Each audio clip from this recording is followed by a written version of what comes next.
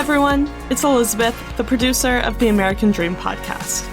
We're doing something a little different on the show this week, because it's been a little over a year since we launched the podcast, which means it's also been a little over a year since Elias shared his story on the show.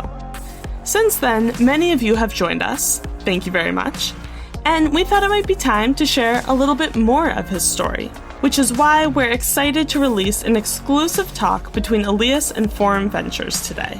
Forum Ventures is an early-stage fund, program, and community for B2B SaaS startups. In the talk, Elias shares stories from the early days of Drift, how he and David got started, the storms they've weathered and are still weathering, and some of the biggest lessons he's learned. Hope you enjoy it. You're about to present, I'm going to try to put myself in your shoes, right? You're about to present for fundraising, right? And so you're kind of revealing to the world what you've been thinking. So I'll give you an example, right? We left HubSpot, we start working on Drift, and we don't know exactly what we're going to do, right? So we lived for about almost 2 years. You spend 4 months, we spend 2 years trying different ideas in our minds and trying to build prototypes, trying to figure out if we had fallen in love with what we were doing. And so it's a very difficult thing. And what I'm trying to say to you is I understand, right? It's like to be able to give that one-liner with confidence and to say, this is what we do and this is what we solve, it's nerve-wracking, right?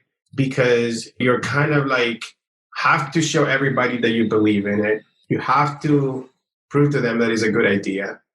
And it affects you as an individual to your core, right? It's like everything, your reputation, your credit, everything that affects an entrepreneur, it's all like bottled in that one story. It's like, is that really what you're working on? You know, I'm sure there's a lot of questions that are running through your mind, right? That you have fears like, is that what you're thinking? Is that big enough? Or you're crazy, or you're not going to be able to do that. That's too big of a problem. There's too many competitors in this space, right? The first thing that we launched, if you want to hear a struggle, was this thing called Annotate. So Drift built a mobile app that literally, like if you use an iPhone now, you know when you take a screenshot, you have the ability to scribble over it, right? And then you send it forward. So that didn't exist in iOS about 4 years ago. We built that. And we're building an app that we launched on the App Store. And we were saying that, and everybody was like, oh my God, this is so useful. You can annotate this and you can send it. And it's like, and we're like, imagine us trying to come up with a story that says why that was like $1 billion idea, right? A $10 billion idea. And we launched it to the public. And that was a struggle, right? Because everybody's like, that's what David and you are working on. And so, you know, what are the lessons learned with that? It's like, it's about pride, right? It's about trying to be impressive, try to show all the time great things. And then sometimes you got to put out there and people are going to laugh at you, right? And I said, that's what you're building. And that can't stop you, right? So that was one of my early struggles there, launching Annotate and charging $99 on the App Store and like showing people. I mean, we were doing crazy stuff. We were going and talking to people at Starbucks, showing the app, hoping for people to spread the word. And we were monitoring the app usage on the store and figure out how many active users we were having every week and seeing like, how do we scale that to be a B2C company? And how are we going to scale that to be millions and millions in revenue? Wow, that was hard, very hard for us, right? So you think that Drift was completely different, right? You would think, right? When we did the pivot. And you guys say, well, look at Drift now, right? It's like, you know, $1 billion idea. Well, guess what? When we decided to build Drift, we go and release it. We kind of pivoted, which by the way, pivoting is a really good thing to do. There's nothing wrong, right? This is something, another warning. One of you in here, I guarantee you, will pivot from the one-line idea that you have, the elevator pitch. What you end up doing, what you end up fundraising on it, or what you end up actually settling after you fundraise might be different than what you're doing today, right? It's just the way of the business. And pivots are very important because it shows that you're learning. It shows that you're validating or invalidating hypotheses, right? You can't expect that you knew it all along, that you had the right idea from the very beginning. Almost nothing ever really is like that perfect. No one has that perfect foresight to say, oh, this is the problem and this is the largest marketplace. You kind of stumble upon it. You might be even doing micro pivots in your journey on a day-to-day basis. You might hear in a conversation some idea, some suggestion that makes you think differently, or like maybe puts you into a different segment, different buyer, different industry, different size of the industry, different geography. And that's enough to propel you into a pivot that could make or break your company, right? And so that's something that we did when we were launching Annotate. When we launched it, we started realizing how the struggle that was to communicate with our customers, with our users, and how to acquire new customers. And we realized that that was a bigger problem than the drawing. And eventually we saw things in the beta and the iOS where that was coming in and that we were going to get crushed. And that's another thing that forces you to do a pivot, right? And so we do a pivot and we have an offsite. By the way, there's an important thing. I used to hate offsites. I used to be like, what are these offsites? Like, you put sticky notes on the walls and you brainstorm and you do trust falls. It was too much Silicon Valley for me. Like, I was like, that's crazy. But now I'm a big believer in them, right? To really take yourself out of that day-to-day, the same environment that you are. Ideally, invite someone outside of your company to help you both facilitate or help you think differently, that prepares the plans so you're not stuck in the weeds organizing that. And so we had a 3-person offsite where we went with one of our advisors and we locked ourselves for almost 2 days. And that's really where we made the pivot from Annotate, which was one of our last experiments, into Drift as you see today. And from December to April, we launched Chat and we launched Drift, right? Kind of very similar to what you see today. Same target customer base, same problem, same need in the market. And you think everybody was like, yeah, this is awesome. You think everybody got it when we launched that? It was just as, people were like, this is stupid, right? It's like, how many thousands of chat providers exist out there that do the same thing? Like what you said, Yasir, right? It's like, why are you going to make this better? Why are you going to make different? How are you going to solve this, right? And so we then had another hill to climb, right? Of like being able to communicate, differentiate, find a niche, a wedge in the market, a beachhead to start with, and to resegment the market, ultimately to create a category, right? And so like, that's what everybody wants. So everybody wants to create a category. So you have to, as you are moving towards this Investors Day, you have to tell a compelling story. And you have to tell both how is it a big problem and how is it believable that you can accomplish that. But then you have to tell it, to make it believable, you have to pick that beachhead, right? And so what is Drift's beachhead at the time? One is that we repurposed Chat that was formerly more only known for support. And we said that we were going to make Chat for sales. People were not doing that, if you believe it or not. Like people was like, no, you don't, no. We tried, the CROs and the marketers would tell us, we tried that before. We do not have the manpower to man chats and to do stuff with it. It's too much effort. It doesn't work. We don't want to use that. And so that's what Drift 4 years ago encountered, right? We had to change that. And so our beachhead was B2B tech, marketers, SaaS. Pick one group of people, not every industry, and go make sure that we heard them and their challenges and that we built a solution that no one else was paying attention to. None of the chat companies were saying, what does the marketer needs in a chat solution on the web page? So that was the beachhead, that was the niche that we found. You had to make a compelling story for something very big. And we said, always go and draw from the market, right? For example, from society, from the civilization. We went and showed the stats that said how many people had shifted to text messaging, right? It's like grandparents are now texting, they're online. Today now, another big shift in the market happened with COVID, right? Everybody's on Zoom. Before this, it was only, 10 million people were on Zoom? Now it's how many? It's over 200, right? People did not know what Zoom was until a month ago. The same was with messaging. And so that's the things that you tag along. You want to tag along mega trends that are happening in the world that will justify a massive outcome that you can then ride upon. Because you alone, when you're starting a company this small, are not capable of creating that wave. One of the things you're going to learn in startups is that you better go find your wave and you go ride that wave. And the timing has to be perfect. If your timing is not perfect, if you're too early, I don't know how many of you surf, right? But if you're too early, it passes you by. You don't even feel it.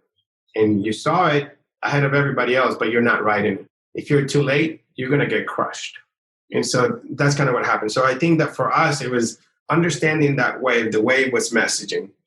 Then it's like we repurposed. We found our beachhead, which was grab chat for sales, where nobody else was there before.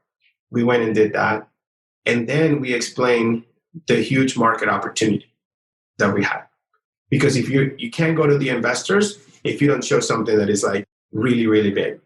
And you have to be ambitious, right? It's like if you're not speaking in believable terms of a huge opportunity, then not, right?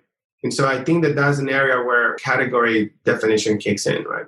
Is that the way that you win in most cases to me is by changing the playing field. I changed the game to my advantage so we win. I didn't want to be the best chat tool just for sake of being the best chat tool. I don't know. WhatsApp is better. I don't know. Messenger. Like we couldn't compete with that, right? The amount of engineers back in Facebook Messenger is a whole nother level. But none of those cared about messaging for sales. None of them care about B2B messaging for sale. Apple launched a chat, right? And it was for business. It's still more for the consumer. It's not more for B2B. And so those are the areas where you'll have to find, those are the ways that you can use to validate a beachhead, right? And when we launched, we took it easy. Something that we do, I think, is as we launch new products at Drift, we kind of follow the same pattern, which is, first we have to find product market fit, right? We launch something. We have to launch it as soon as possible. You have to charge as soon as possible. It's like if you launch something right now and you're going to go on stage and say like, hey, look, I have this customers, and none of them are paying, it's not going to be good, right? You want to be able to go on stage and say you have a paying customer, even if they pay you very little. It's okay. The first customers at Drift, they were paying us $25 a month. Many customers paying us over $100,000 a year. Look at that, how crazy that is, that in 3 years, we went from $25 to over $100,000 for a brand new contract. And so that is something that very few companies can do that quickly, right? Either you start at end or you start at the bottom, and then you start at the bottom, you can't move up that high. So, but having a paying customer to start with is better than not having any. And so you want that product market fit to be validated by paying customers. But to get to paying, what we did is, for example, it took us about 3 quarters to get to paying at Drift, right? The first quarter, we focused on people signing up for Drift. All we care about it was people signing up, finding us, being able to sign up. You just have a process to sign up and want to sign up. We were so excited, I still remember, like we were at Canal Park at the office across over there at Leachmere, and it was the first 2 or 3 websites that we went to their site and saw them installing Drift. And it was like unbelievable, right?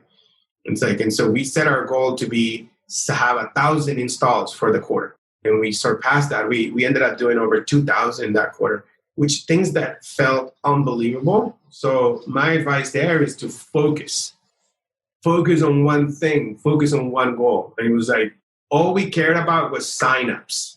We didn't care about anything else. We didn't care what they did. It's just if they put their name on it and they sort of tried to put the widget on their website, that was more than enough. Go for it. Once we overcame that goal, then the next step was activation. Are they actually using your product? Get more people to use the product, even if they fell through on the onboarding, right? And so we were focused on contacting every person that signed up, why they didn't get it on their website, what stopped them, what was the roadblock, what was missing. And that was the second quarter. And then the third quarter, is when we put the billing, right?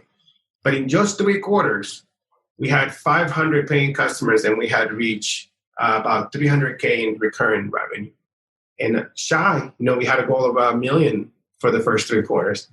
But that's the other thing, is that you got to just set ambitious goals, right? And the goal was like, after experimenting for 2 years, we said, shoot, we got to get people using the product, and we have to have enough value for us to charge them something. And that was like how we got the basics foundation of Drift, right? We have a problem, we committed, we launched it, we got people to use it, activate it, and then pay for it. Then it was a matter of expansion. How do we solve more problems for the customers? How do we generate more value for them that they're willing to pay us more?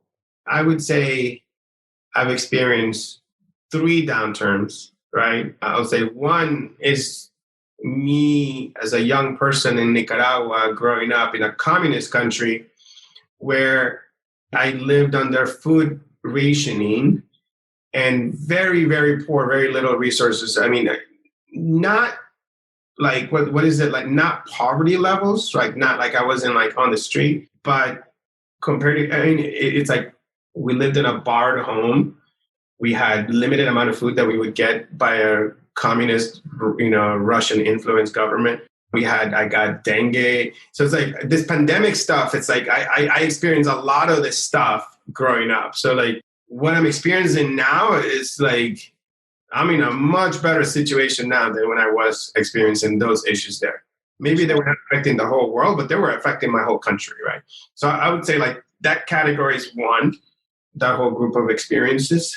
The second was the 2000, right, Y2K, and seeing the crash, and me just recently graduated, being newlywed, living in moved from Florida to the Northeast, more expensive living, cost of living, and I was like I was 1 foot on a startup, 1 foot at IBM, trying to juggle that and experiencing what I saw in the companies, and not enough jobs out there, not enough companies hiring. So that was my second. And then my third one was 2008, which was I quit IBM after 10 years, 3 kids at home. You'll probably see them walk back and forth. I don't know.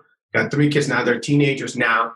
But I have 3 kids ages 4, 2, and 1. And I quit IBM, and my wife is at home with us, and I'm working from home. And I'm every day in my bedroom with a desk working with David on our first company called Lookery. And as soon as I quit, 2 weeks later, the market crashes. And we are 10 people in that company, and we lay off 5 of them. And now I'm working at this company with 5 people, not a lot in funding, not a lot in revenue. And we have to buckle down, and I work day and night out of this bedroom, right? It's like, this is the experience. And so that was with David already. And so we not only did that crash, but then we went and started Performable still during that recession, right? That depression, whichever one that is. And in there, I learned of the value of being able to fundraise in a downturn, right? Which is like, if you guys get money right now, you're going to be in a very privileged spot, and you're going to have an amazing opportunity. Don't waste it, right?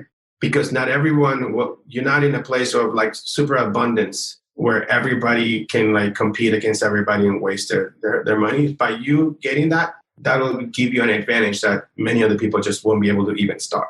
David is scrappy and frugal, right? It's just like, but that's kind of like how we're both immigrants, son of immigrants, right? And it's like, never been wasteful in our resources. So think about it, like, we raise money, we have $3 million, but we don't know how long that lasts. We don't know how much revenue we get. And in about a year and 9 months in the existence, we reach $1 million in ARR at Performable, which what put us on the map and made us very attractive to HubSpot, right, for the acquisition. And so I would say that, yeah, we were absolutely penny pinchers. There was every dollar had to go like for every hire had to matter. Everything, was like, where do we do an office? We were renting in Amesbury, Massachusetts, which it was like $1 per square foot, right? And it was like a 1,500 square foot office, right? It's like we would go buy computers together. I mean, we just kept everything very minimal. We bought a couple of desks at IKEA. I mean, it's like very minimal because we didn't know how long that was going to last and how long was going to take for the economy to turn. And so now back to today, the big thing that you have to deal with this is what kind of pivot you have to make as a company to be different, right?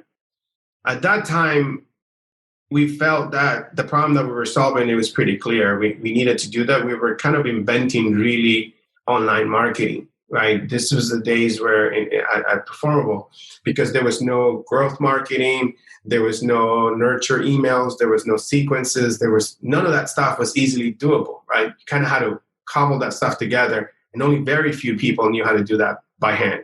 And so we knew we were on the right path from a technology perspective. Now, if you're stuck in this, you have to understand, is what you're building a painkiller, a luxury, right? Or a painkiller or a vitamin? You have to decide, how do customers see you? When the economy hits the bottom, do they go and cut budget? Would you get cut first? And so that's the first thing. Where we are today is that we're validating something that I always wanted to, right? Which is our product is more necessary now than ever, right? Because businesses are don't have as much staff. They rely all on digital. People are coming to their website. They need to maximize every prospect, every person knocking on their door, on their website, to make sure that they connect them to help them find and realize the value that their product provides. And so it's great. We have to be operationally excellent to make sure that we optimize in these times, because no matter what, the purses are going to be tight, right? People are not just buying everything all the time, right? Only the most essential things. And so that's kind of where we are. We're validating that. We are very hopeful. We're very excited. And we know that the best companies are the ones that emerge from this. And so you guys, starting a company now, it's fantastic, right? Because the lessons you're going to have, the scrappiness, the financially conservative skills, the focus on profitability as opposed to just growth, will create a great business that you want to make it unkillable, right? Unkillable means, you get to 50, 100 people that pay for themselves, then you're unstoppable, right? Then you're always going to attract investors no matter what. You're always going to do that. If you build that kind of business, it's much better than building a business just on hype and momentum and marketing or brand or some partnership, right? Profitability is still the true way of building a business. And that's really something that we've been focusing on.